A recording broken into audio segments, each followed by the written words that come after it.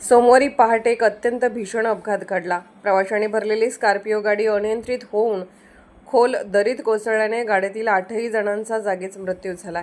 या घटनेमुळे सातारा जिल्ह्यातील कोरेगाव तालुक्यातील आसगाव गावावर शोककळा पसरली आहे। मिळालेल्या माहितीनुसार सोमवारी पहाटे 3 वाजण्याच्या सुमारास स्थानिक प्रशासनाला आणि रेस्क्यू पथकांना अपघाताची माहिती मिळाली। त्यानंतर सह्याद्री वन्यजीव रक्षणार्थ सामाजिक संस्था, स्थानिक रेस्क्यू टीम आणि पोलीस तात्काळ घटनास्थळी दाखल झाले। घाटातील घनदाट अंधार, धुकं आणि खोल दरी यामुळे बचाव कार्य करताना मोठ्या अडचणींचा सामना करावा लागला। मात्र जवानांनी जीवाची पर्वा न करता दरीत उतरून शोध मोहीम राबवली।